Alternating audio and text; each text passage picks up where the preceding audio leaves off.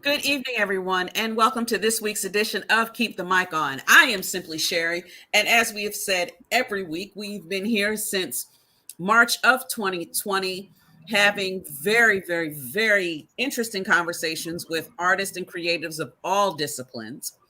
My week is actually next week, third Sundays, and it's called From Behind the Microphone, where you get the time to get to know the person behind the poems or the artist behind the art, because we're all people too. We let you know that at this time um, we are live right now on Facebook and streaming on YouTube. So let your people know. Right now, I'm going to kick it to the one, the only girl genius. Hey everyone, I am Girl Genius. I can't believe you said March 2020 and the math in my head goes, oh my God, we've been here almost 2 years. Mm-hmm. As of not even next month, as of in the next couple of weeks, we've been here 2 years. 2 years. Mm-hmm. That's insane. Almost every week. And we made it. We made it. We're still here, and I'm happy for it. My week is called "Let's Talk About the dot dot dot." It's usually book.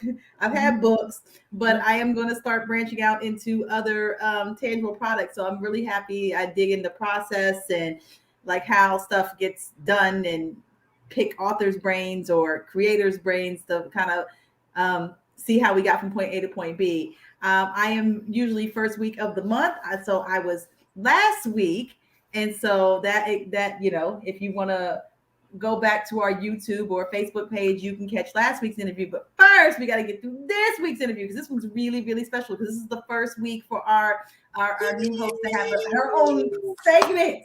So we're like super excited for this. I cannot wait to see. I cannot wait to see this interview and how she does. I'm super excited. So in the meantime, I am going to pass it to one of my favorite people who happens to be above my head in the visual that I'm currently looking at. And that is the poet laureate of Alexandria, Virginia. And that would be Kaniki J. Thank you, Girl Genius. They don't call her the Girl Genius for nothing, and there is nothing simple about Sherry. Thank you so much for joining us again. I know that you might have to jump off for the Super Bowl and things, but everybody's not into the Super Bowl. Everybody is in to keep the mic on. So let me just say, in order for us to keep the mic on, these artists are not paid. They're giving us their times. And these platforms are not free. We're paying for them. So if you would like to support us, please, so that we can keep the mic on, you can support us through Cash App or on Patreon at Keep the Mic On. So like, follow, subscribe, and tell everybody. Tell everybody. I am Kaniki Jakarta. I am the first Black poet laureate of Alexandria, Virginia. My week is the fourth week, and it is called Poets and Platforms, where I interview poets who have platforms for the arts. So come back every week. Now it is my pleasure and honor, with excitement and enthusiasm, I would like to introduce you to this week's hostess with the mostest. Give it up for Miss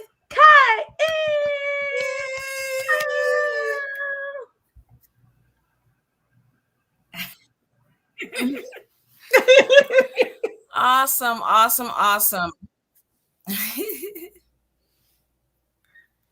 Wow. Thank you so much. I hope that you can hear me well. I will be transparent and say that there is a lot of technical difficulties happening on my end, but I am good at reading clues, and I'm also good at reading chats. But I am Miss Kiane. I'm a poet, and I know it. I am the newest member of Keep the Mic On. My segment is called Passion Projects, the root of the why. And today I have my first guest, Eric Kellum, a creative of creatives. So I'm going to take this moment to read his bio, introduce him a little bit. Now let me put a disclaimer out here. This bio, in my opinion, my humble opinion, is super modest, and we're going to dive a little further and hopefully into who he is and what he's about in our interview. But this will give you some of that why of who Eric is. Here's a little bit about Eric before we bring him on. Eric is an author, speaker, poet, pastor. And out of all these titles he wears, Eric gives special care and honor to the two particularly most important roles, and that is husband and father. You will normally find Eric loving on his beautiful wife or beautiful bride of 22 years, Susan, or supporting his 5 incredible kids. That's right, 5, cinco: Eric, Sean, Taylor, Lauren, Simone, and Zoe. And outside of that, you may find Eric and Susan coaching and counseling couples to have successful marriages.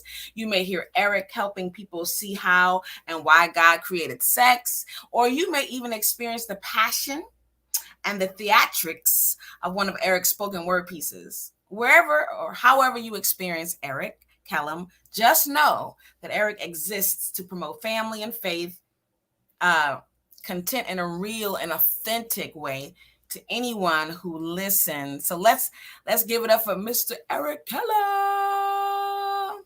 Hey. What's going on, sis? Hey there, sir. How you feeling? I'm good. How are you? I'm doing all right. I'm going to ask you to be patient with me. I am funneling through it's a botchy sound on my end, but I think we can make it through. I'm determined to have this wonderful conversation. Thank you so much for joining us today. Are you a football guy? Actually, I'm not. I think you are, used right? to be, but no, I haven't been for about 4 years. Yeah. All right. Yeah.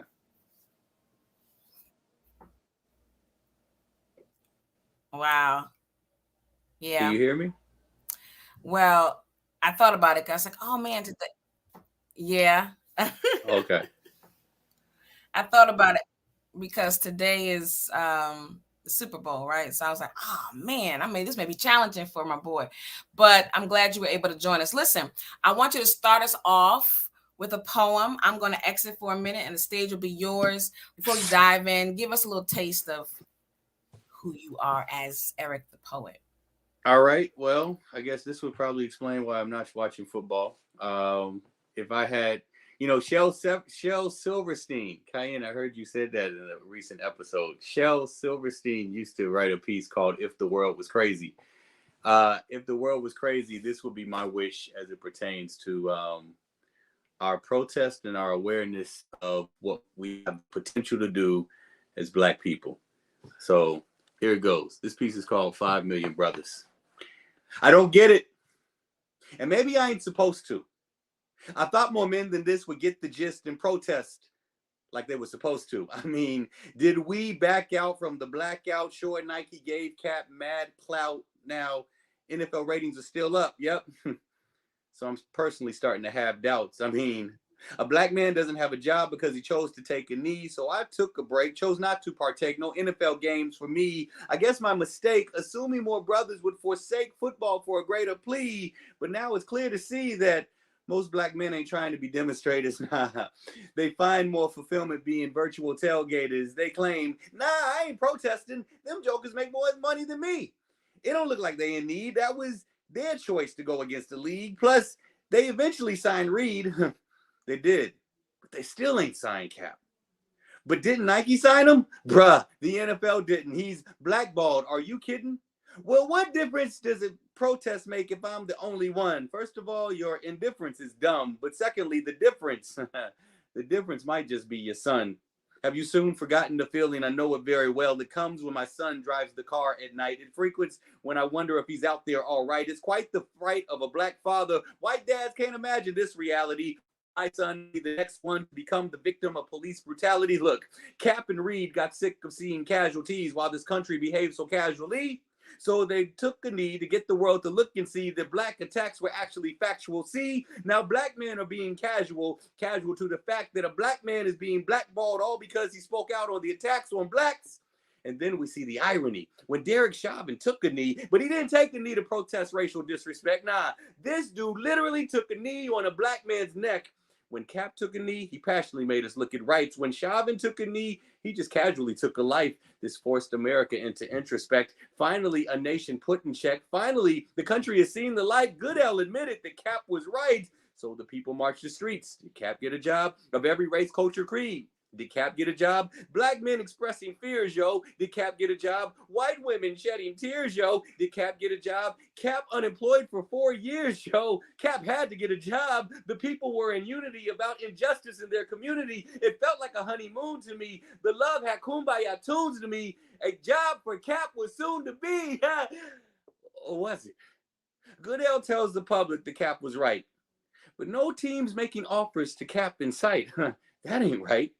What kind of mess is that? A black man still doesn't have a job because he chose to take a knee. Brothers supporting the NFL is whack to me. What difference does it make if I watch a game, bruh? I'm disgusted by your apathy. Now, don't quite quote me on this because I can't quite quote the odds, but I bet a lot of men won't stop watching football because they worship football like they worship God. Look, 5 million brothers, that's all I'm asking for. 5 million willing brothers. It'd be cool if there were more.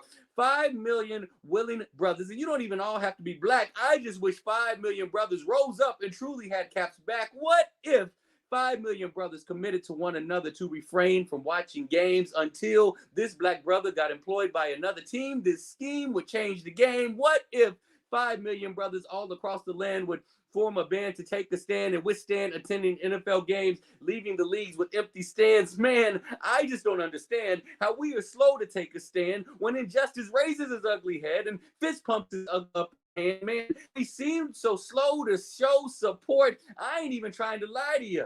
Blacks didn't even back Obama until he won the race in Iowa. 5 million brothers. Do you know what that would fuel? But it violates NFL policies to kneel, bruh. We could change that rule, bruh. We could hit their pockets, bruh. We could hurt their ratings if we would just stop spectating and get to demonstrating. If we had 5 million brothers protesting last year, wow, bruh, Cap would have had a job by now. Just how are we so indifferent when it comes to these endeavors? Why is it so impossible for us to come together? I'm frustrated. I'm irritated, agitated, annoyed. The NFL gets no love from me until Kaepernick is employed. And I really miss my football, but I remain hardcore and I will endure because I value something more. A black man should not be blackballed. A black man should not be blackballed. This is worth fighting for. And I know I just might be ignored, but Cap, I'm with you. I still got your back. I just wish there were 5 million more. Word life.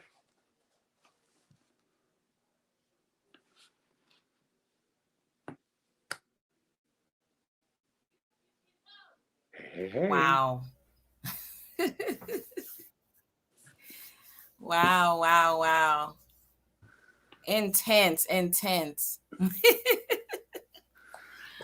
One of the things I love about you is that you always, I don't know, my experience anyway, you have an edge for controversy. What would you say about that? Would you consider yourself a controversial poet? I think I have a gift for to being provocative. Yes. I don't. My wife thinks I do it on purpose for the rise, but that's not true. If I see something happening in society that has become status quo, and people just go along with the emotions, I feel like it's my responsibility to ask why or to make somebody think about it. And so, yeah. I don't know. It's a weird gift, but I think I accept it.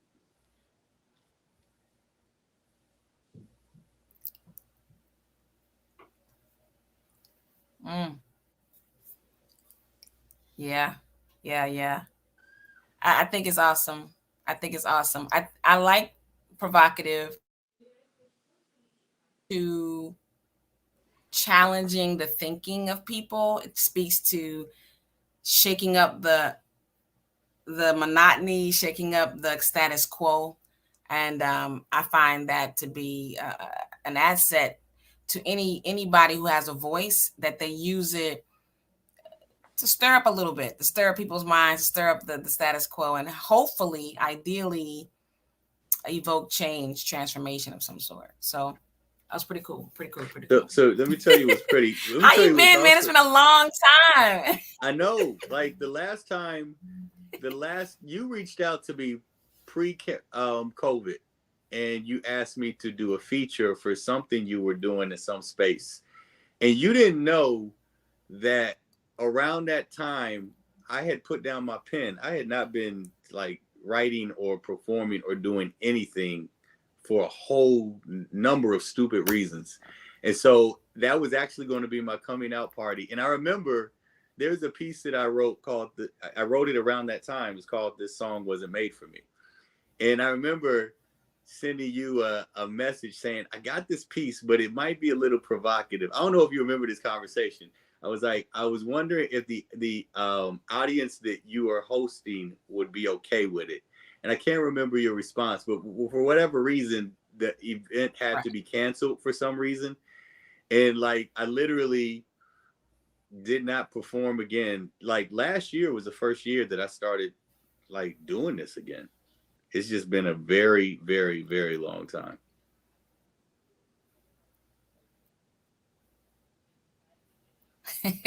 Yeah. I remember that.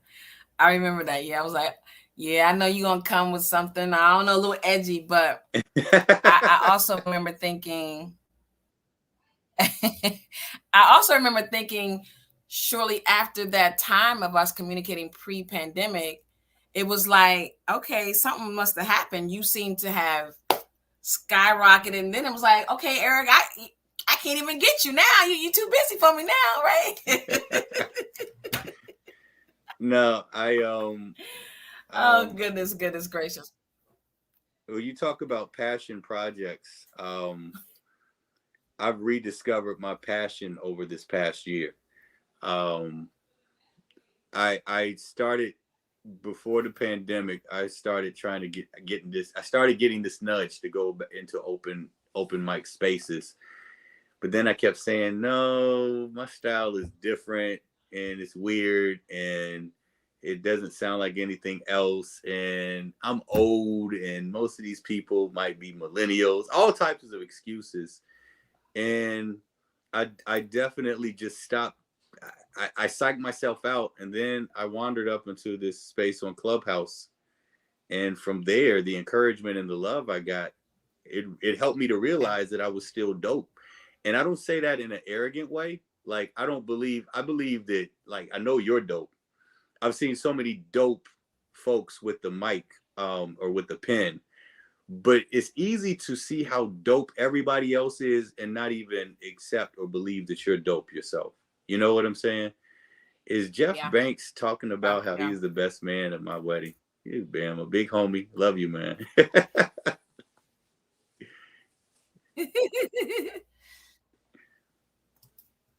Yeah. Totally that. As a matter of fact, that's a perfect, and of course I have questions, right? Mm-hmm. And I can be very methodical, and then, life happens and it just laughs at me constantly. Like tonight, it's laughing at me of all the preparations, just laughing hard in my face. So, but what you said was very, very good for a segue, because actually was one of my personal questions to you. I was watching that IG live when you were sharing and kind of introducing one of your projects, and your face was there. And I can't remember the other young lady's name. And I heard you make that statement about, the statement was something along the line, like you said, all these dope people.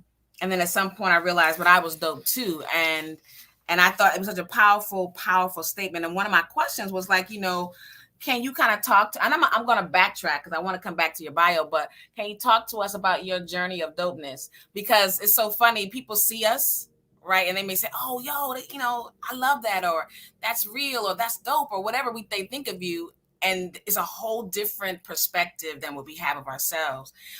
Tell us a little bit about this journey to the aha moment of, oh, so I'm dope too. What was that journey like, getting to that place mentally? Yeah, as I said, it starts with getting unstuck with comparison. You'll hear one writer write, and like they don't even have to rhyme, and they will write bars. They will write one line that will leave your mind paralyzed for hours. Like, wow, that's so deep, and like I can't do that, or so getting out of comparison or looking at the comparison of others. But then it's also like when I write and when I perform, it's like I'm breathing. And I think for a while I had stopped breathing, and I was on a ventilator. Oh, this is some good stuff. I'm just coming up with it. I was on a ventilator, and then I realized, you know what? I need to be able to breathe on my own. And you know what it is, Miss Kiane? I have this mindset or this thought that I've had for the past 3 or 4 years, and this reality that I'm dying. And it's not that I know of any terminal sicknesses or diseases, but it's the fact that every day that I'm alive, that means I'm closer to my grave. Like, we're all dying.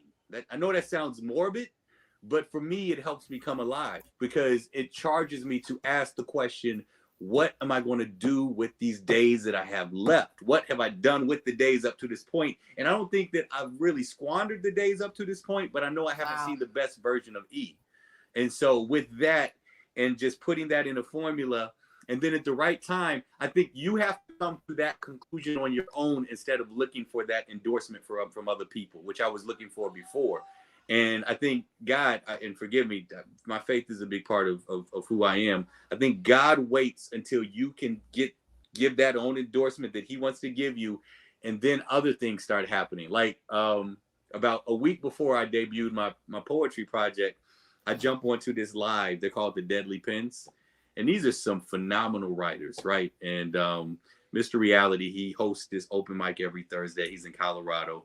And normally, if they have somebody that's been consistently dope with their pen, they just knight them as a deadly pen live during that process. And I would watch it for weeks, and I'd be like, man, I'm theatrical, I'm dramatic, but I'd never be a deadly pen because I don't write like that, right?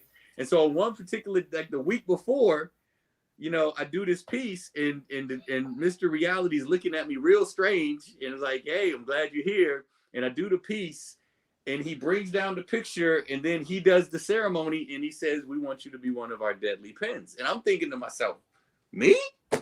Really? Like, I couldn't see it because we don't see ourselves the way other people see us. So I don't even know if I'm answering your question, but that's where I've been in this journey of discovering I don't have to be like everybody else. I've just got to be the best version of me.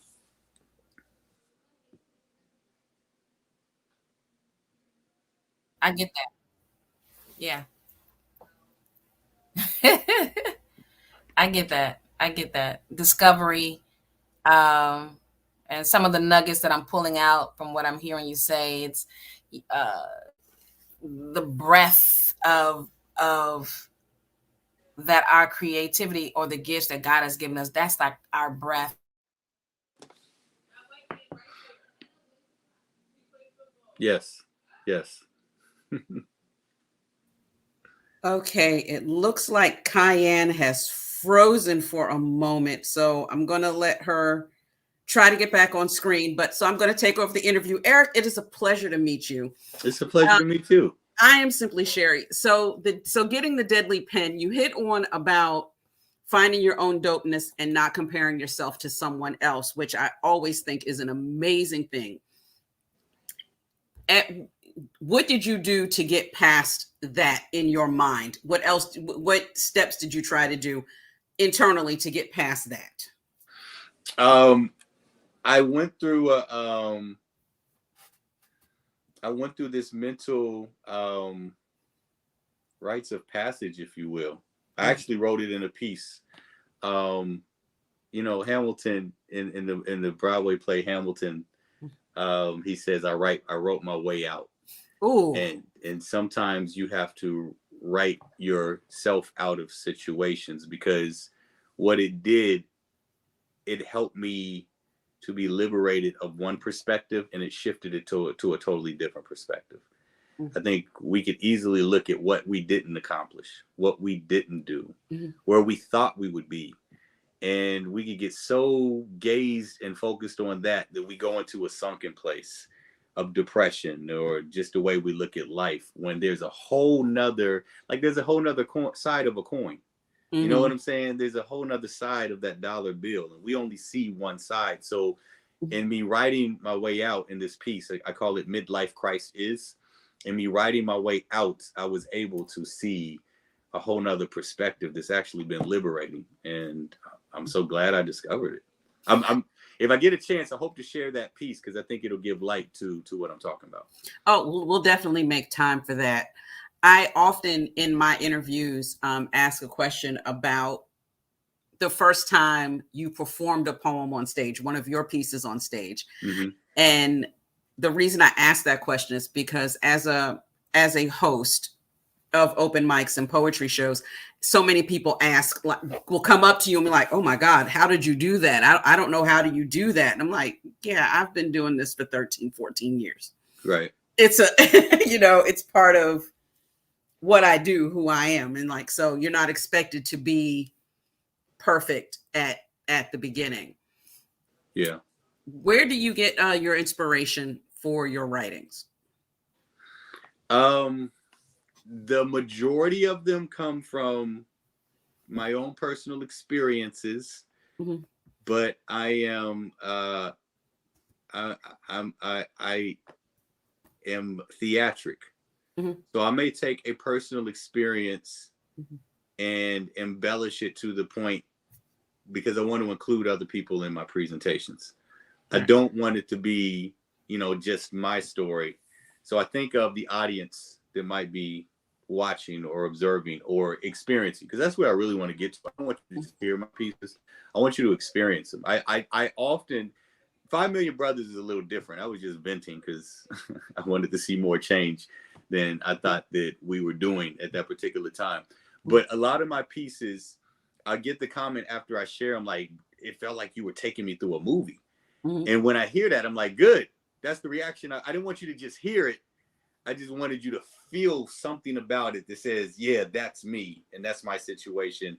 And just seeing how it played out was just so theatrical. So that's my inspiration. But it always starts with something that is real that I am honestly trying to work through. And it's a burden. And I try to work it out until it forms into something that has its own life. Well, I'm surprised our secret male member, as we call him, Analysis, isn't in the back room with us. As he, you're HU. Yeah, Thank you, Jiggy. I appreciate the shout out. Yeah. Okay. Big homie's giving me a lot of love. I appreciate it, bro. I'm surprised Analysis isn't in the back room here with us. Me too. Especially when you did that piece, because I know he is very much not watching football these days as well. Okay. Right. I definitely remember that piece. You know how you remember poets from their piece, right? Which says a lot about poetry. Because as soon as you start, because I didn't recognize your name, but I remember you on the stream on when I did Busboys and Poets on Instagram, and I remember that piece, right? Yeah. So I think that says a lot about poetry, because I think like we as poets, we recognize, we listen to the poem and we'll say that poet who did that poem about such and such, right? So I would say, what would you like your legacy in poetry to be? Wow, you know what? That's a great question. I don't really know if I care. I know that sounds bad. I know that I have an assignment. I have to create a musical before I die. It's a nonstop. It's a poetic, but also laced with hip hop and other things. I have to create it before I die. I know that sounds pretty intense, but it becomes more aware to me. Like, again, going back to this discovery, like I've had this vision of this musical that I've wanted to create for about 15 years. Big homie, you probably might remember me referring to it at some time. But here's the thing. I always thought I would get the other poets to come together to write it. And I think that's still a part of the process. But I had once canceled myself out as being a major contributor to it because I was just comparing myself to other people. So now I'm beginning to be like, you know what? I now know that I can build out the skeleton of it and then bring in other artists to help, make it the masterpiece that it's supposed to be. But as far as legacies, and I'm really like there's some people, I do a little dabbling like with spoken word competitions. Like I've won a couple, but I'm not really chasing that. I'm not trying to be like the greatest or the dopest, because I think that's really based on the listener. I really want. This sounds really hokey. Don't judge me on this. I don't even know if I should say it. But Steph Curry, he really believes he plays for God. And every time he makes a shot, he goes like that. Because it's like an agreement that him and God have. I really want to write for God, not in a way that's judgmental, not in a way that's telling a person whether they're doing right or wrong, but using the transparency of all the crap that I've been through and what I learned from it. And maybe in experiencing it, it will provoke you to look at your life and consider some things bigger than who you are, where you are. I don't know how that could be hokey. I don't know. I mean, that's amazing. And speaking of bringing poets in. All right. How we doing? All right. Can you hear me? We can hear you. That's great. All right. All right, good. I can hear you guys too consistently. So let's pray. Okay. All right. I'm back. Oh my goodness. Thanks, co-host, for taking up that slack. Sorry about that, guys. I am back. Listen, whenever there's something great that we're trying to do, there's always some kind of interference, right? There's always some kind of interference. So I'll take it as a sign of greatness. Okay, so I got to hear a little bit of the latter part, and you were talking a lot about, not really chasing the fame per se of this thing, but chasing, I'm going to use the word chasing the purpose and the effectiveness of doing what you do. Yeah. It sounds like that's been your drive and your focal point. And I find that to be very, very impressive and very, very noteworthy, because many people are chasing things. They're chasing a name, they're chasing clout. And that's fine. I think it's fine. But at the same token, I'm always asking the question, what's at the end of that? What's going to be the legacy? But let me kind of get into some other things here. Let's get to learn more about you. What are you most proud of, Eric? What are you most proud of? I hope you didn't answer that in my hard of hearing part, but no, what are you most proud of? I'm proud to be married to my bride of 22 and a half years. We almost divorced in year 8. I really didn't think we were going to make it out of that year. But we are still here. We work together. We play together.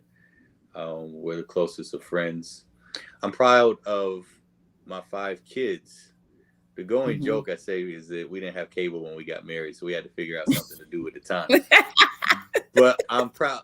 When each one of my kids turned 6 years old, it was an endearing moment for me, because when I was 5, my mom left me at a Greyhound bus station. And for me, in a small, significant way, they overcame something that paralyzed a large part of my life by going from 5 to 6. And so, the things that you go through, that you're able to get through, they kind of shape what you do with your life. So family and promoting family is big, because I didn't have a stable family. I had a great foster family, but my biological mother, she left me. I never knew my biological father, so it gave me a greater appreciation for family. So I'm proudest of, we're not the perfect family. My kids will get on my nerves like any other kids. I'm kind of in the doghouse right now because of something that I did yesterday. We ain't got to get into all of that. But at the end of the day, our family bonds are strong. Our marriage is strong. And I'll give all that away just to keep that intact.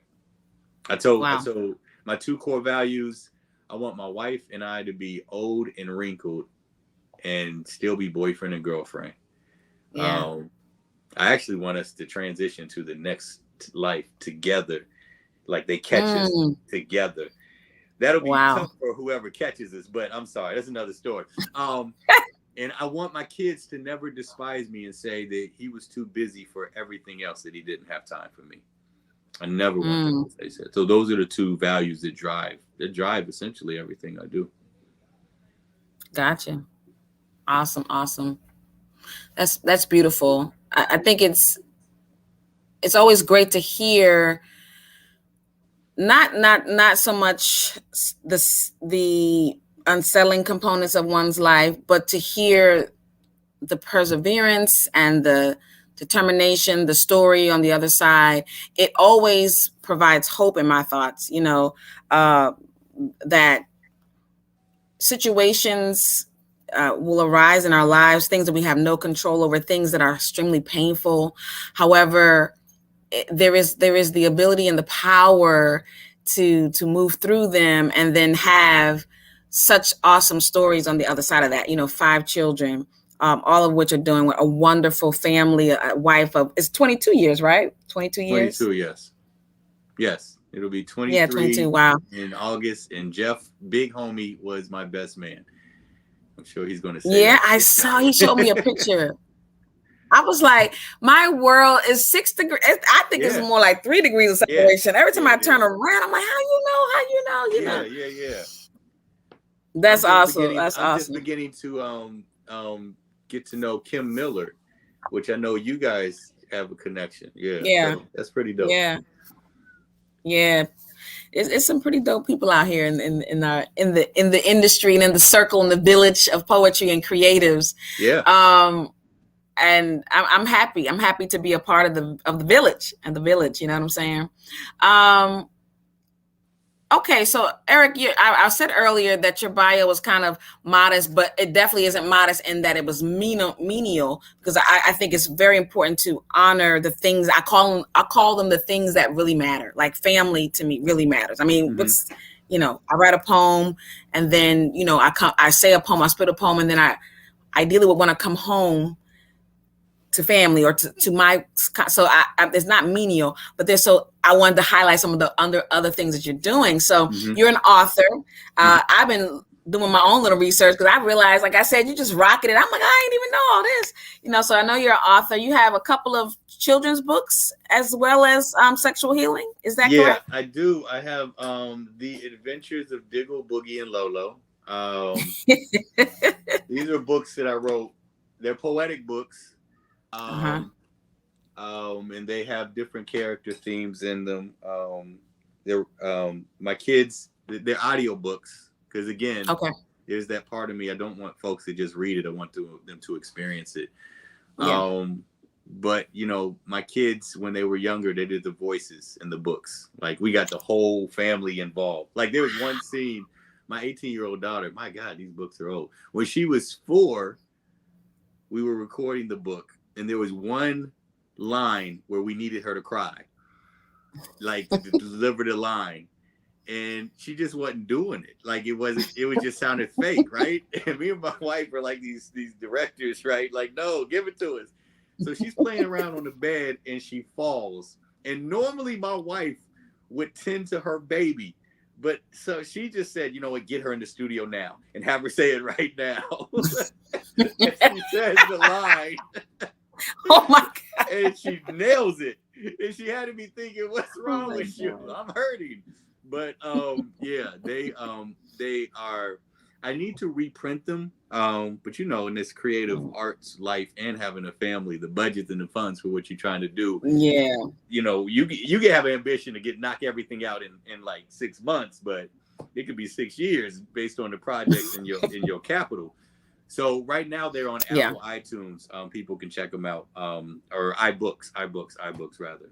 But yeah, they are great stories with moral values. Awesome. That's beautiful. I think that's an excellent idea, engaging the entire family into that process. I'm sure, I don't know if they enjoyed it at the time, but I think it's something wonderful to look back on. I would have loved that as a kid. Yeah, give me anything, a scene, anything. I'm ready. But I tell you what's pretty dope about it. I always have been adamant that we would own our own stuff. So I was never submitting my stuff to any book publishing deals or anything. I wanted to be independent because I wanted the legacy to be put in place. And so that's Kellum Enterprises. Is that Kellum where that came from? Yeah. And then our publishing company is Way with Words Publishing, W3 Publishing. So you know, when you don't have the marketing budget, you got to find ways to be creative. Well, one great thing that we I went to one Chick-fil-A and I was just like, hey, you need entertainment for your family night. And it was like, okay. So we'd have the whole family do something around the book and do other stuff. And then next thing you know, I was in 6 different Chick-fil-A's on a rotation doing that. Another thing, I went to our country clubs. You know, we have our country clubs as barbershops and beauty salons. And so I would go in there, ask permission from the manager, let them know I'm not like a hustler or anything. In fact, I used to say, this is not a bootleg hustle, nor is this an illegitimate scheme. I'm merely a man maneuvering my muscle to manifest a magnificent dream. And if you say that back, I'll give you $10. And they'd be like, and then I say, all you have to do is say that back. Because I say, if you say that, and then I say, this is just an example of my books, and my kids are going to give you a demonstration, and they would be on cue to say their lines. Wow. You know what I'm saying? And so people are like, oh, let me get the books, this, that, and the other. And they were experiencing not just the book part, but they were also witnessing the business part because they were seeing transactions take place. Or they'd see I go into one store and nobody would buy the book. And then I go into another store and 10 people would buy the book. So it was kind of like they were witnessing stuff behind the scenes of the hustle that I believe, you know, is something that they just have in their back pockets for whatever they look to do in life. Ooh, that's golden right there. That's powerful. I'd like to come. That's a whole nother conversation around the lessons. That's a whole nother conversation. You know, we can go to, we got to do a clubhouse. We got to do a clubhouse on that one. Hey, I feel some type of way, big homie, you calling me Joe Jackson. I don't know where you're going. I don't want to be referred to as Joe Jackson. It wasn't abusive. They got paid. Let me clarify. No. That was good. Yeah. No, that's good. That's good. It's so funny. We were just talking about Joe Jackson. Yes, it was this deep conversation I had with a relative about that. That's funny. But no, I don't even see it that way. I just think it's fathering your children, right? In a way that I believe we may call it next level, but really I think the way it really should be, where you're present, they're with you, you're teaching them by showing, by demonstration, not just by words, and their lessons, unspoken and spoken, that they've gleaned, that they will never forget, and they will implement, and that will teach their children and their children's children. So I mean that's a whole thesis, a whole series, a whole TED talk right there. So that's beautiful. That's beautiful. Let me ask you another question here. So for the audience, and again, maybe it was kind of spoken of, and again, I apologize, it was just hard to really hear. But I remember you are always, while we haven't talked in a long time, right? You know, for extended periods of time.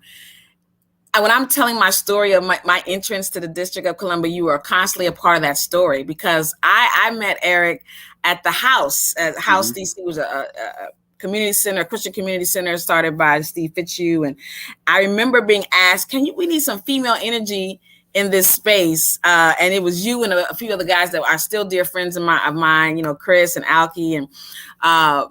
And I remember walking in the space like, okay, and I'm not from DC. So it was a whole world. It was a whole, you know, culture shock for me. Yeah. But what I remember talking about moreover than the other things was that, man, they were these guys, you know, that were cool, were talented, were, you know, had a relationship with God, had no shame in their relationship with God, were poets and producers, you know, even, what's his name? The guy who did the studio. I forgot. JT. Yeah. Community. So I mean, just being themselves. And I had come from an environment where it was just hard to kind of see dudes, particularly, that just kind of had that flavor and flow. Right. So, but you were doing poetry, and I'm hearing you talk about your kids and things like that. You were doing poetry then.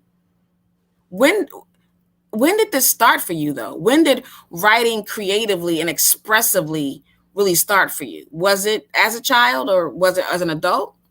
I wrote, I was trying to be, I was a wannabe rapper.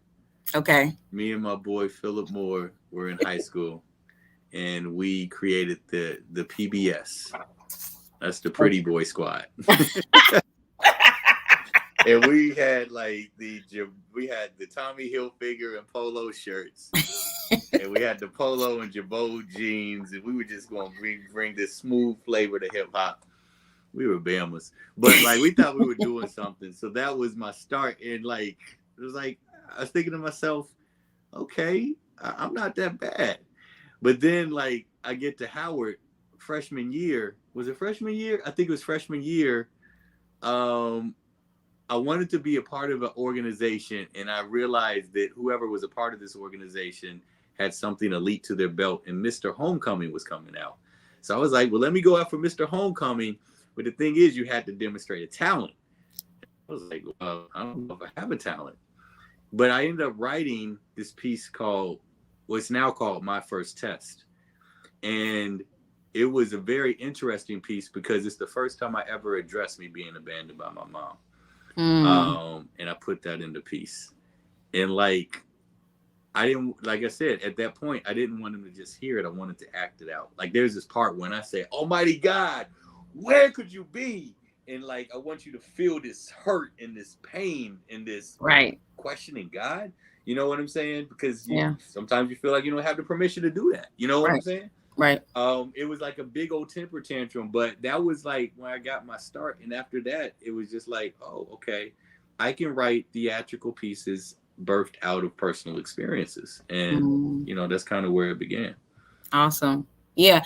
It's like the pain for me, the thought of some of the dark places of our life, the things that I know I've wanted to keep under they don't even know that part. That's irrelevant. I'm past that now, so they don't even know. But those are the parts, those are the areas that often greatness is birthed out of. I mean, many of the songs that we love, when you learn the backstory of the song, you're like, dang, you know, but it became the number one hit, you know, their children's children will be living off that song, but it came out of pain or that kind of thing. So I think vulnerability is magnetic. Yeah. You're drawn to somebody else's vulnerability, to their humanity. It resonates with where we are many times. Yeah. It makes you, I know for me, that's an interesting point, the magnetability of vulnerability. But I think for me, it says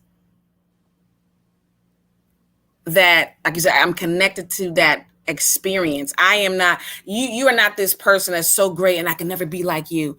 You are a person that's great, but has experienced things just like I have. So I'm not exempt from greatness either, right? That's what it says to me. And I think it gives hope, you know, in that way as well. Or I'm not the only one that's going through this pain, because I think that's important as well. Sometimes you feel like you can't imagine what I'm going through. Exactly. You know? Yeah. Exactly. Wow. Okay. So my segment is called, and we're kind of hitting it now, so let's get it. Okay. My segment is called Passion Projects. And so, you know, a passion, definition wise, is we normally associate it, right? I think generally associate with intense emotion, you know, enthusiasm. So I'm going to start there, and you've kind of hit on a little bit. What are some of the can you describe for us the passion, the intense emotion, the enthusiasm of your art, of your creative expression? What are some of those things? I know your family being a part of it with you, it gives you great joy. You always gleam up, even from the beginning of me meeting you, you always would gleam up talking about your wife and your family. And I always thought it was a beautiful thing. So I know that's a major part of the passion, the enthusiasm. What else would you say, emotions that come up for you that are happy and intense around your art? I don't know. I know I'm a passionate person. I know my passion is extraordinary. I guess you're asking the fuel, what fuels it? Or what are some of the joys of the art of you? I mean, of being a creative. What are some of the joys of being a creative for you?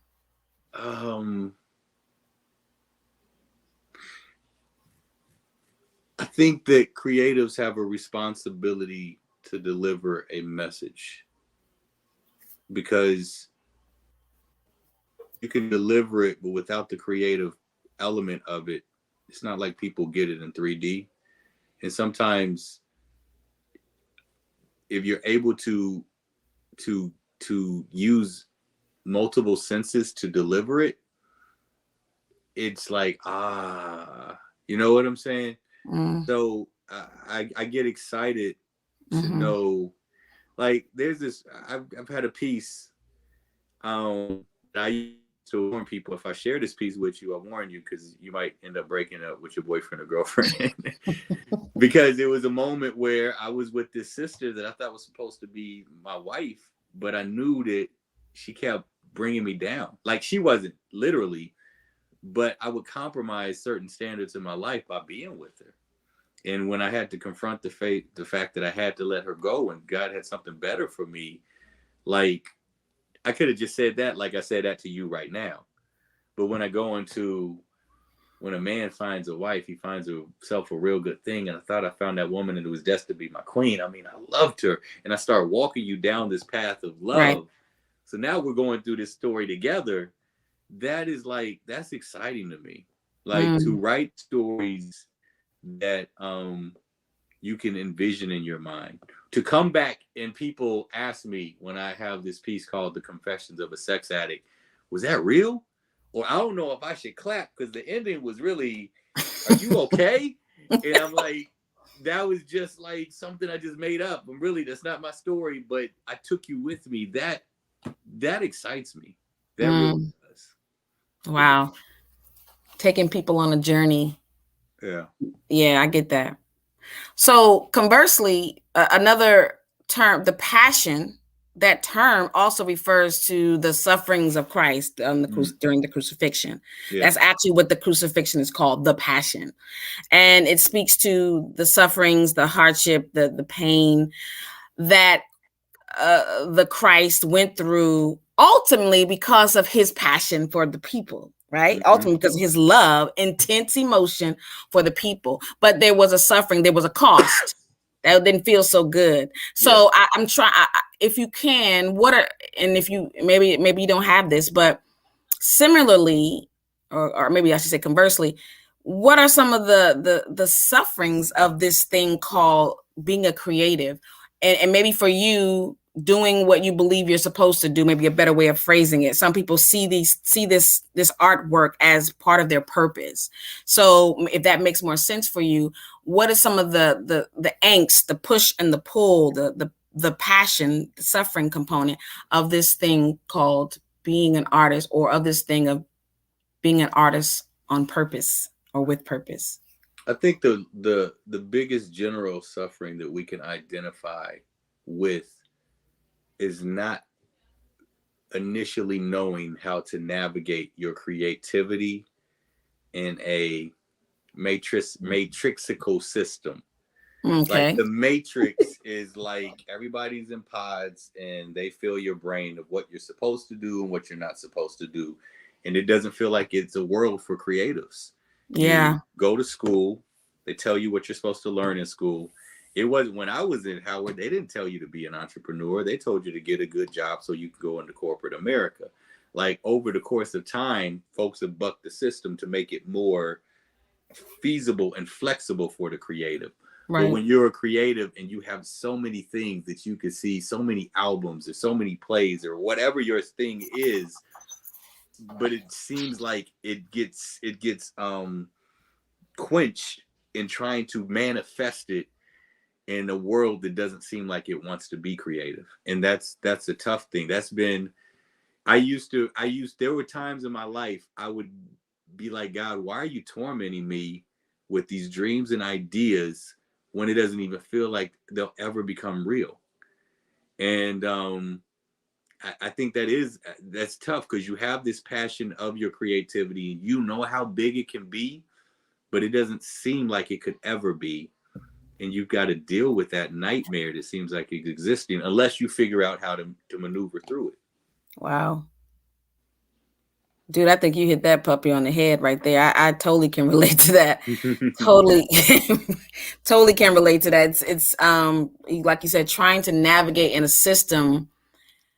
I would just like navigating in a system, and I often use this phrase of squares. When I am sphere, I'm a sphere. I don't have angles. I'm fluid, and so, and yet I can be very angular at the same time. But it can be it's frustrating at times, and that's that angst that I think many creatives feel. Yeah, I get that. But here's the other thing. I normally wouldn't talk about it, but of course, passion also speaks to strong lust, strong sexual desire. So here I have this pastor, this poet, this children's book author, and then this spokesperson for sexual healing. Talk about the book. Talk about how you come into this. Give us a little blurb about that. Yeah. I told you my wife and I, we almost divorced in 2008. She had uncovered that cursed black planet. She saw that I was involved in an emotional affair. And the spirit of Inspector Gadget came on her. And she looked at like internet history and phone lines and everything. And she would discover another occurrence here and another occurrence there and another occurrence there. And saw that over the first 7 out of 8 years of our marriage, some type of activity was taking place. I do give the disclaimer that I had never engaged in any type of physical affair. But I also add to that disclaimer, I don't mitigate that, because I don't think if you had to compare, I think emotional affairs are more dangerous and painful than physical affairs, because you can actually have physical intimacy with somebody and just move on. But once your souls are engaged or locked in, it takes a lot more to untie those soul ties. But society will give more permission to emotional affairs than they will physical affairs. So what I realized was, not only was I wrestling with that, but I was also wrestling with like porn and other struggles, masturbation and porn. And I let all that infect my marriage. So, at this point, I'm in like, God, I need you to, I don't want to destroy this. Like, I don't want to mess this up. I can't lose my wife. Like, even though I didn't realize how much I needed her to stay in my life until I almost lost her. Right. And so I became a student, not just a student of why God created marriage, but also a student of sex and intimacy. And as I started studying certain things that I didn't notice before, I saw how our relationship was healing. I saw how our intimacy was healing. And I remember one time after a great moment of sex, I said, I got to write a book about this. She said, no, you don't. I was like, but there's so many brothers that just don't know. I was like, but look. I said, I'm not going to tell anybody your business. I'm just going to talk about my business. She said, your business is my business. Right. So I was like, all right. I was like, okay, that was a bad idea. Yeah. And so my wife and I, for a while, we've been counseling other couples. We do premarital counseling, we do marital counseling. And what she kept seeing was, at first, like when this thing was just about us, she thought she was the only one. And she thought there was something wrong with her, which is unfortunately, and not saying that it's always the man cheating, but unfortunately, when the victim is exposed, they think it's something wrong with them. And although there's some improvement that can always be made, to cross that line, there's something that's dramatically wrong with the victimizer, right? And when she saw these brothers, one after the other, this either has what I call an intimacy deficiency, like they don't know how to exercise the muscles of their soul, but in addition to that, they see sex as some animalistic action that they do and not what it's intended to be as a byproduct of intimacy. After one session, she said, you have to write the book. And I was like, oh, dope. She gave me the release. And then as the editor, the first editor was a female editor. And I think she got so engrossed in the content that she wasn't even editing. There was still grammatical typos. I'm like, what am I paying for? But she's like, but she gave me some good advice. She said, well, have you thought about your wife doing the foreword? And so I asked Susan to do the foreword and she agreed to it. And so I wrote the book as a locker room conversation for other brothers. But I found a lot of women started getting the book. And I guess it's for a reason to help understand the male thinking. But that's the origin of it. I eventually want to write a follow-up book because I've learned just some other things that I think is important to share in addition to this. But this book particularly talks about what society taught me, how I got in trouble with what society taught me, how I had to learn that I needed healing, and what that healing process looked like. Wow. So, I'm curious because I know there's a poem, the poem that I think you alluded to it, and I'm sure there's plenty other poems perhaps as well that may, highlight the truths and the information that you have around intimacy and, what sex is, what it can be if we have a different mindset around it. What are some of you? One of your responses, people's like, "Oh my God, are you okay?" But tell me some more about the responses to that message. I mean, because listen, whether I'm in church and I'm doing a poem, it's about struggle and God is able, or maybe I do a poem about the power to the people. Oh, that's right, snap it up, or maybe it's a poem about some intimate exchange that I had, or someone had. Maybe people do poems about that as well. But generally, it falls in some major categories. But a poem that talks about, like you mentioned, some of the taboo words, whether that's masturbation or whether that's, sex or adultery, whatever that is, how are your audiences receiving that kind of poetry, that kind of spoken word? Are you spitting on the mic talking about that? What's going on? So if I'm doing the pieces in church, it's like crickets. Like, can he say that? But part of it, actually, like this one particular piece that you're referring to, the Confession of a Sex Addict, it's addressing the church. It's crying out to the church for help, but it's also asking, why aren't you having these conversations? Right. But if I go into other streets, like a typical open mic, they're like, wow, that's powerful. And it's a little bit of a shock because I think both worlds collide. Like those that don't really go to church or look at God like that, they're surprised and like, how do you, like, I'm surprised that you could even bring God in the conversation of sex. And then those that are in church are like, you're I don't know if you're a heathen. I don't know if you're like, you know what I'm saying? Because sex has become such a taboo topic, which is like, I think that breaks God's heart because he created it and he had a specific intention and plan that goes beyond procreation when he designed it. But we're afraid to talk about it. And some of it is we just don't know how. Some of it is, for some people, we still got crap in our closet we didn't clean up. You know what I'm saying? Or we just never healed from. But the longer we suppress it, I used to feel I felt very insecure to push my children's books and my sexual healing book at the same time. But I mean, I would at least say, well, at least my pen name for my children's books is Uncle E, right? But then I was thinking, wait, this is still family because you got to have sex to have kids, right? Right. So if that's not functioning in the fluid way that it's supposed to function, it literally clogs up the whole process of family and what it is. But we got to be comfortable and stop. You should be able to have a conversation with your kids like you have a conversation with your kids about finances, meaning to the degree that they can understand and comprehend and ask questions, you should have responses. We say, wait till your kids are adolescents, then talk to them about sex. They discovering body parts when they like 7, 8 years old, and they want to know why it functions. Like, to the degree that they can understand, start having the conversation so it doesn't feel weird. Parents make that stuff weird, Yeah. That's true. I in my head I'm chuckling because I see on a table display of your products and merch. I see. Okay. I see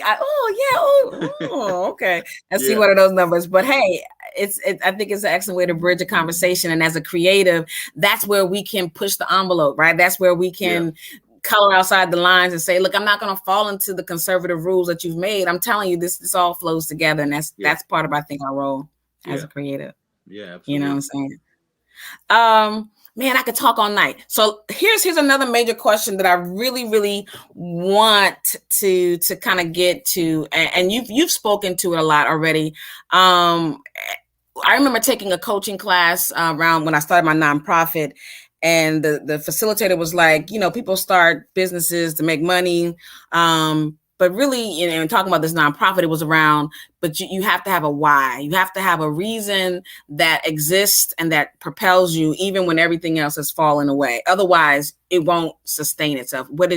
And she asked the question of the group, what is your why? So I really had to sit, because I was like, well, you know, we gonna do this thing, but, and I would say whatever. And then she was like, no, go deeper. There's something deeper than that. Where did it begin? So I see you, and again, I'm summarizing because I could never encapsulate, you know, all of you in that, but just in summarizing as a creative, right? As one who expresses, as one who encourages and counsels, as one who is an oversight and partner in a family, all of these wonderful entities and hats that you wear, as your bio indicated.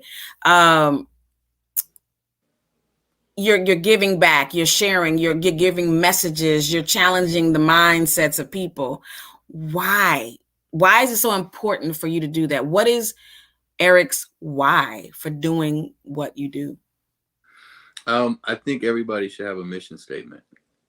I think that if you were to create a business, you'd create a mission statement for that business. My mission statement is I exist to promote faith and family via the content that I create. It's been something that's kind of resonated with me since I was young, and I first started asking the question, God, why do I exist? What's my purpose here on this earth? I think we all have a general mission statement that is dealing with, you know, honoring God, helping others. But I think it gets specific. It's your thumbprint. It's what makes you unique from everybody else. And there were moments that I would do spurts of that mission statement. Like in one spurt, I'd write these children's books. And then in another spurt, I'd write, you know, this sexual healing book. And then another spurt. I'm really now trying to get to a place where I'm consistent. And what challenged or triggered that, you know, my daughter who's graduating this year, she said a couple of years ago, she said, Dad, I need you to get your stuff together so we can take over the business. And I'm like, you know, when your kids start to see the vision more clear than you are, that's good, but it's also bad.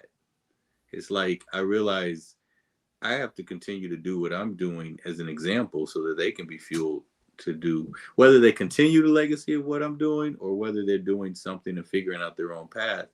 I need to see them in motion. I want this Kellum Enterprises to totally sustain us and much more? Absolutely. You know, I mean, I'm praying that's the case, but I think if I'm just in the posture that I am consistently pushing out content, you know, still trying to figure out how to distribute it to the masses. But if I'm pushing it out, then I'm still being active, and the factory is still open and it's moving and it's operational. Gotcha. Yeah, I understand what my purpose is and trying to do everything I can to operate in it. Gotcha. So it sounds like your why, the reason why is, like you said, to promote family and health and family, and you do that through the content that you push out. And so do you think that if you had a different, it may seem commonsensical, and so, but your experience as a child, you know, you talk about being abandoned, you talk about, you know, not having a father, your biological father, having a great foster family, but having a lot of things to navigate through identity-wise, family-wise, our initial ties with family. You know, I would imagine that has a great deal to do with that particular why for you. Yeah, I think that I actually, on the pastoral side, I do a teaching on the ingredients to purpose, right? Because I think most people exist on the earth, but they really don't know why in the world they exist. And I think that's the frustration, because they do a lot of stuff, but it doesn't feel like they're in their sweet spot, right? And so there's certain ingredients, like imagine there's a pot of purpose that you're cooking up, and then you got to put in ingredients. So you put in your past, because there's certain things that you went through in life where your misery can now become your ministry. Your ministry doesn't mean that you necessarily had to be behind a pulpit, but it was intentional for you to go through certain things in order to get other people through the same thing. So you look at your past, you look at what makes you passionate, you look at what perturbs you or what pees you off, you look at your presence or your presence would be your gifts, and you look at your parents. Because even though your parents may not have necessarily lived out their purpose, there's certain things that you can see in them that's been passed down to you. You know what I'm saying? There's certain gifts that they have, and they may not be the direct gift of you know, having a way with words or having an incredible voice. Those are the ones that we can easily see. But as I said, I believe I have a gift to provoke. I have a gift of transparency that most people cannot do. And just kind of seeing what was passed down, because at the end of the day, I don't believe that it's just you, but I believe what you're instilling is a legacy from where you've come and where you're going. Yeah. Yeah. Powerful stuff. Powerful stuff. Okay. So this is what we're going to do. We're gonna you're definitely gonna end out with another piece, but I have some end of the conversation questions for you, and one I would like to ask you before we get into that is, you know, any upcoming projects or projects, publications that you have that I may not have gotten in your initial bio or even in my own research. Anything coming up new that you want the people to know about and support? Well, I fresh kind of released or soon to be released, because I totally jacked up the whole process of getting it released. But monoloetry, the marriage of monologue and poetry, is actually out on YouTube, or I'm sorry, out on Apple Music right now. Like, you can do a search for monoloetry Eric Kellum and you can get it. But I'm about to take it out and then replace it because I got the wrong distributor. It's really crazy. Creatives should not run their own business. They should have the business mind, run their own business. That's a whole nother story. Right. But oh my God. You can go to iTunes right now and get monoloetry. And then on 2222, it will be available with the right distributor, and it'll be available on all the different platforms. So I'm really excited about that project. But I already told my producer today, who is Keith Kelly. I don't know if you know Keith. Yeah, I know Keith. Yeah, he produced monoloetry. Awesome. Is he? But he's in Atlanta, right? No, he came back. He works for the house. He's the new JT. I got to connect. Yes, I got to connect. He's the new JT. Oh, that's the answer. Okay, go ahead. And actually, his son, we took care of his son for the weekend. He has a little son that's like a little mini him. But I told him our next project is going to come out, or my next project is going to be 11/11/22, and that's going to be called Soul Work. So I have a vision of, I'm dropping this one, I'm dropping the next one in November. And then after I get those two projects out, then I'm going to work on this stage play that I know I have to get done before I die. Yeah. Okay. I know that sounds really dramatic, but I know, right? But that's okay. I understand. Creators are just that. It has to be done. Yes. Now or never, you know. Oh my gosh. I'm looking forward to that. Oh my gosh. I can't wait to holler at Keith. I've been thinking about him. The other Keith asks about you all the time. He lives over in my neighborhood. The Keith, I don't know his last name, but he used to have gray hair and he was like 16. Remember? Isn't his name Keith? The other Keith. No. Okay, we'll talk about it offline. But I tell you, who else went to the house that's really been an inspiration to me this past year. I don't know if you remember Nathaniel Graham. He was dark complexion, had glasses, had these cornrows. He is a dope poet. Oh my gosh. This dude is like, his pen is totally incredible. And he's kind of, you know, when I started getting back into this, he kind of got me acclimated in different ways. So it's really cool to see these products do what they do. Yeah, it's awesome. Ooh, it reminds me of my age, but then I'm like, but people don't get to see, but it's such a beauty to be able to see transformation, right? You know, like you see, I work with kids in my life as a social worker. I work with young adults and youth or whatever, and you see them at this stage, but you don't always get a chance to see them transform to the other place. So it's always a blessing to me anyway, to see. I saw Keith in the video and I was like, oh my gosh, you know. So here's my whimsy and wonder questions. You know, just, you know, don't think too hard about them. What does a perfectly executed poem smell like? Wow. Wow.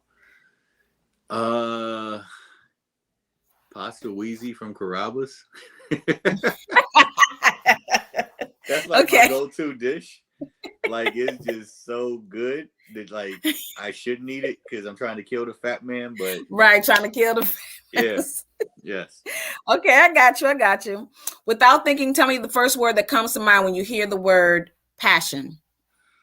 Christ. Purpose. Well done. Polar bear. Grizzly bear. Okay.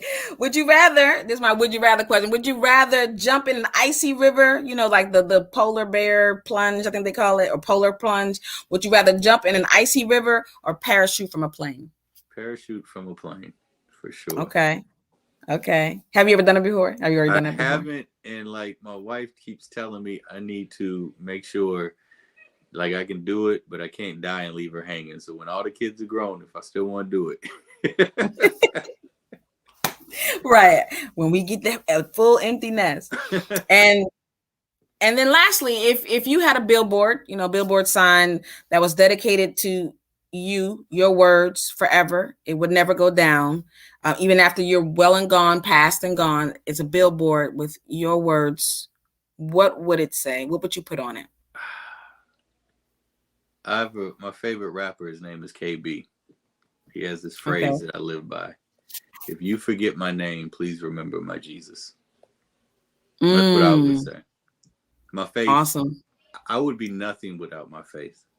With my relationship with Christ. I know that we're in circles now where it's not like it gets touchy, and I never want to offend, but I'm trying to tell you, from being abandoned to having the life that I have, I can't take any credit from it. So I wouldn't try, you know. I don't even like writing bios because that's like, oh, well, he's accomplished this and this. Like, nah, literally everything that I have, I had nothing to do with it. You know, it's all in my faith in God. Yeah, I hear that. I totally get that.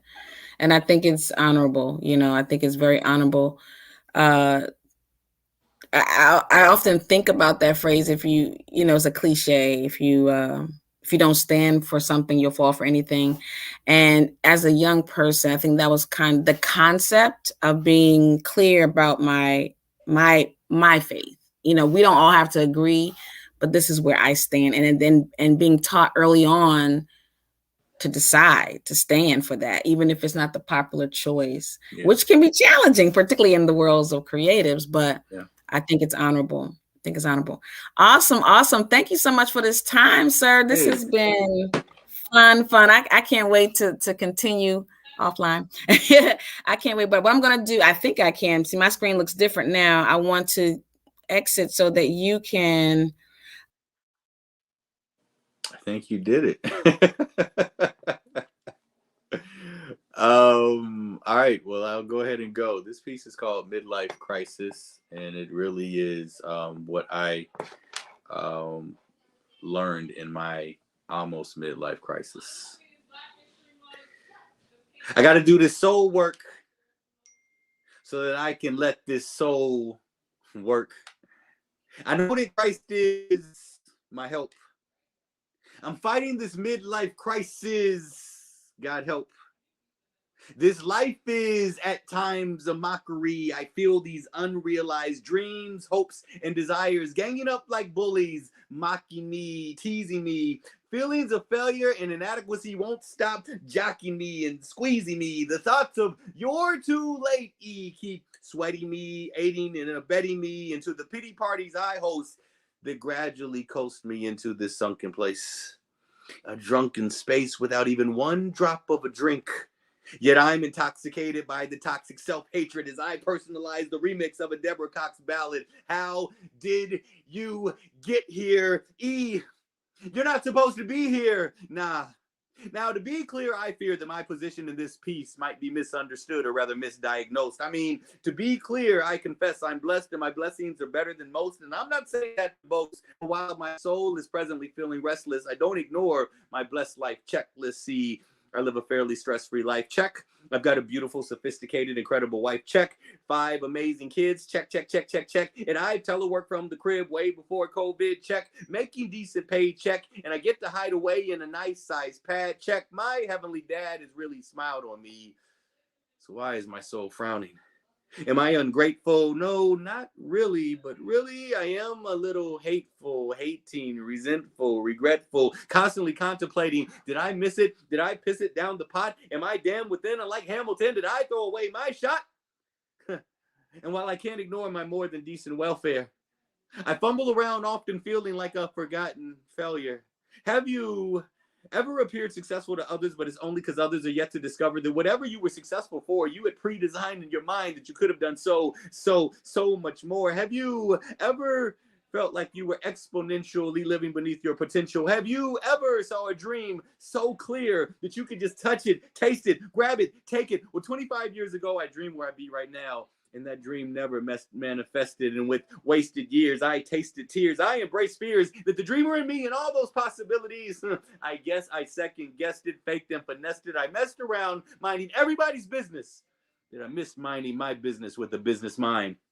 And it got to a point that these dreams would pound down my door to warrant me, but I never served them notice. And now they torment me with no hope of becoming real and no guaranteed warranty. So now I'm stuck in the realm of a pseudo-societal success, but haunted by the possibilities of what can never be. And as depression starts to cave in, I have become a slave to this 9-to-5 existing, moving, barely breathing, but not really alive, unexplainably experiencing these dreams, slowly dying inside. And it usually gets to this point that the soul gets frantic and points to pleasures and pain relievers to pacify an internal panic, like dressing 20 years younger, or buying a sports car for fun, or turning into a whoremonger to appease a dreamless hunger, getting lost in video games because life is a game and I keep losing, and this is confusing. My soul is bruising. I've got to get away. I've got to escape this old soul that's growing to be, even if it means hurting those closest to me or just relieving my life of this misery.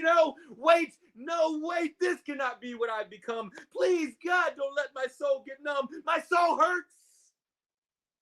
And I keep working to make my soul work. I know that Christ is my help. I'm fighting. I'm trying to survive this midlife crisis. God help. I know that I can do all things through Christ. I know that I can do all things through Christ. I know what. So Jesus, why isn't my life aligned with you? Why isn't my mind lined up with the mind of you? I'm over here soaking around blind, it's true, but if I just get my soul in line, if I just open my eyes, do you know the incredible things I start to realize? I realize that life is not always what you make it. No.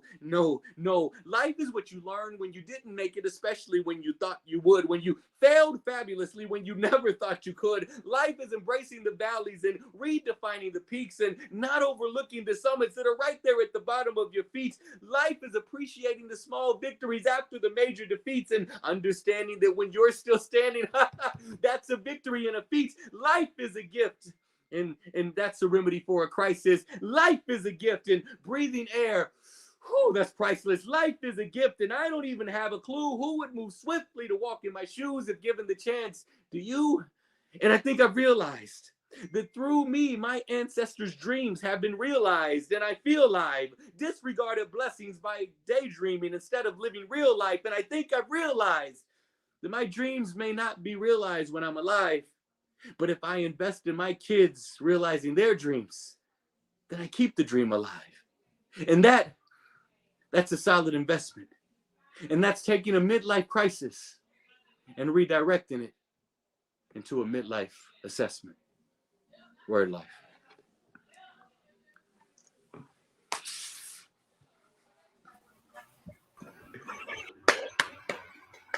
Amazing. Yo. Yes. Definitely here for. That was so hard. These Bamas keep texting me because Eminem and Dr. Dre are performing right now. I know. I got a phone call right in the middle of this. I'm hearing Dre's beat, and I'm trying to do this piece, and I'm like, oh. I hope you hit record. Yeah, I'm about to rewind that. Guess what, y'all? It will be on YouTube tomorrow. Yeah. I'm good. Right. There you go. I hit record on mine. My friend called me. She was like, "This was reminding me of the Up and Smoke tour that we went to." So I keep getting these texts come in as I'm delivering the piece, and I'm like, "Shut up!" Are you watching? Are you watching? That's impressive. That's impressive because that speaks to how you're able to perform with distractions. Because we've all had to do it as artists. Yeah. You know. That is true. That is so true. Yeah. So true. So true. I'm wondering, I forgot to mention this earlier. I know we probably a little over time here, but were there any questions in the chat? I know we had a lot of commentary. You was spitting all kind of nuggets. They was just right. They was like taking notes and stuff. Let me check one thing real quick because I'm just gonna pull him in because he is back here. Analysis. I see you back here, which means since I see you and you're muted, and you're muted, I know you got something to say. To see me is to pull me in. Oh Lord! Oh God! It is. What's up, Eric? Don't mind me. Don't mind me. This is a whole other thing. You know, I deal with them on some kind of crazy level, but appreciate you. Appreciate you hearing you and the what I'm calling the vulnerable drama and dramaticness of the way you delivered that last piece. Allowing yourself to be vulnerable enough to show the emotion in it physically as well as just what the poem said. And I appreciate that just from a performance standpoint. Before I ask my specific question, I couldn't remember because I might have missed part of the bio earlier. I know you went to the Howard undergrad. Did you do your div there also? Did I miss that or? No, I was catechized through a process. So I didn't go to divinity school. Okay. Yeah. I might have missed that. Because your boy Big Homie and I, that's how we connect is Howard Divinity. Not at the same time. I was there actually, a few years before him. But that's actually our connection as well. So it's all good. HU in the house all the way around. You know. You know. But anyway, I know you know. Okay, go ahead. I'm wondering because you talk about your poetry and you're utilizing your poetry to kind of push people out of certain mores and etched in stone mindsets, whether it be in terms of sexuality or relationship or what have you, and some of the reactions that you get in church and in certain other settings. Mm-hmm. Well, of course, we know that where you find theologically conservative or more theosocial conservatism, you also find very often the social political conservatism and people that need to be pushed out of some of those mores and etched in stone things there.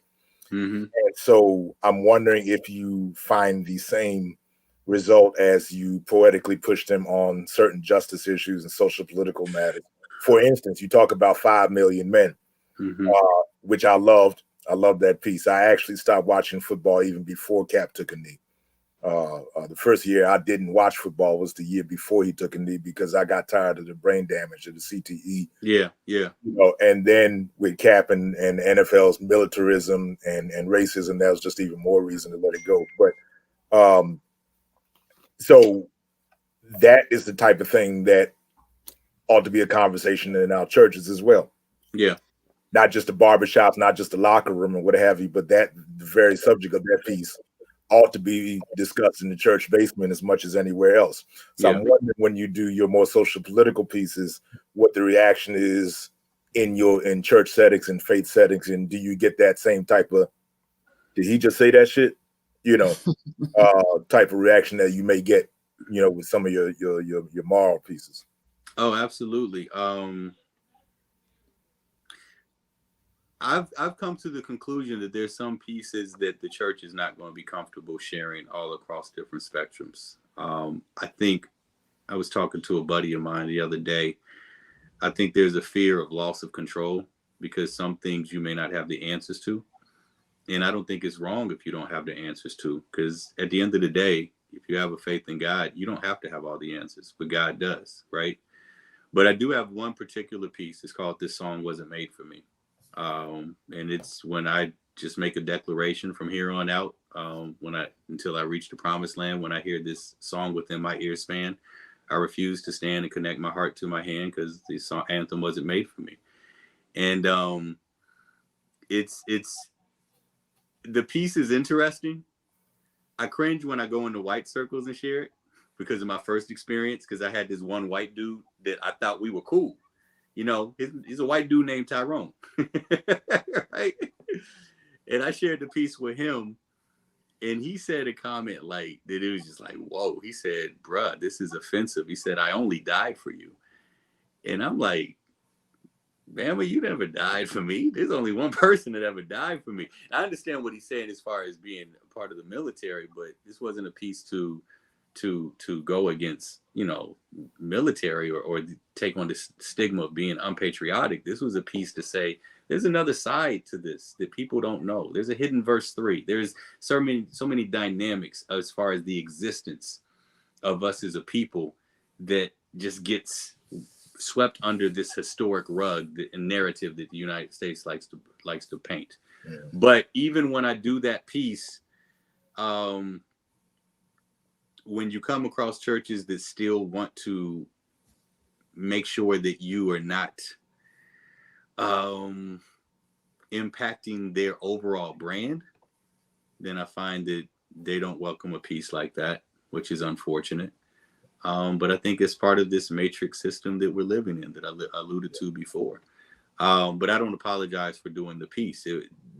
It's created an awakening in me, and I feel like if there's something that's awakened in me, maybe it can awaken somebody else too. Barbara Skinner, I don't know if you know who she is, but she's very much rooted in the Howard circles. Her husband, Tom Skinner, was like a major pillar in different circles. And she does this seminar for clergy and really challenges them. We got to get back to being what King and the civil rights movement was in the 60s. We can't just continue to have platforms and bring people into congregations, but we don't talk about social issues that Jesus himself addressed. He wasn't just talking about kingdom. He spoke about it in a way that it applied to everyday life. And so I feel that it's my responsibility to do that with my pen in some pieces, but I understand some people will get with it and some people won't. Yeah. Dig that. Keep doing it. Keep pushing them. Yeah, definitely. So if there are any other questions coming in, because I think Kaniki and I got our interview in during our technical. In the middle part. So I'm asking, if anyone wants to ask a question, to go ahead and drop it in the chat.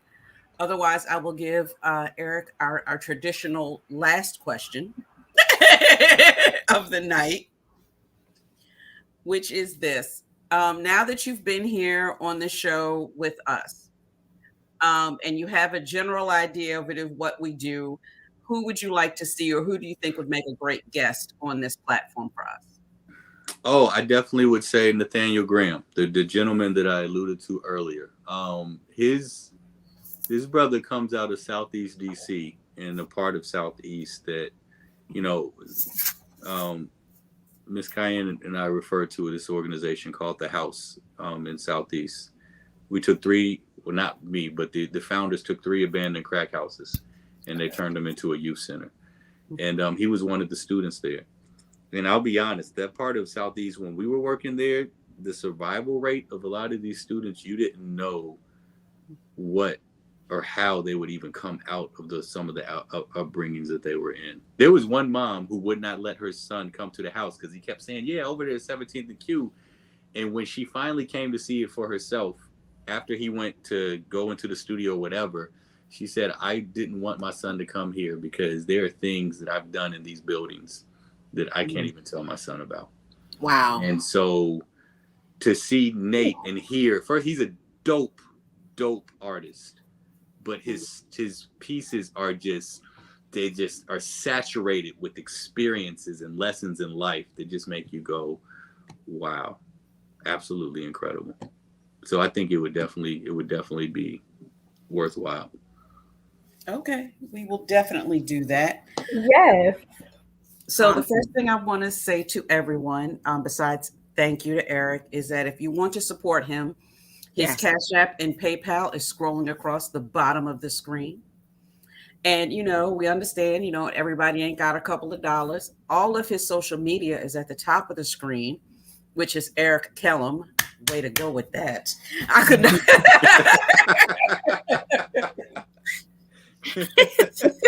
I can't be Simply Sherry everywhere. Check me out on Twitter at the Eric. Then check me out on Instagram is Mr. Eric. And then Exactly. Oh, and thank you, Kiane. Great first show, even with the technical difficulties. Even with technical difficulties, it was still a great. Yes, you did that. You did that. You did thank that. You. Eric, thank you so much for being here. It was an honor and a privilege to have you. I think that you set the bar really high, and as far as such transparency. Some of my questions I didn't have to ask. You just roll with it, So I appreciate you. It was an excellent time chatting and sharing with our audiences tonight. Thank you so much. I appreciate that. All right, for everyone watching, again, first thing I'm going to say is please like and subscribe on Facebook or YouTube. Help us out and get our higher numbers. We will be back next Sunday, February 20th, with From Behind the Microphone with Baltimore's poetry ambassador, Akil Maizan. Hey. So, yes. Hey. If you go to an event in Baltimore, more often than not, Akil is sitting on the door. Yeah, so, right. Yeah, he is Baltimore's ambassador. So everyone, please stay safe. Wash your hands. We will see you all again next week at 7 p.m. Good night. Good night.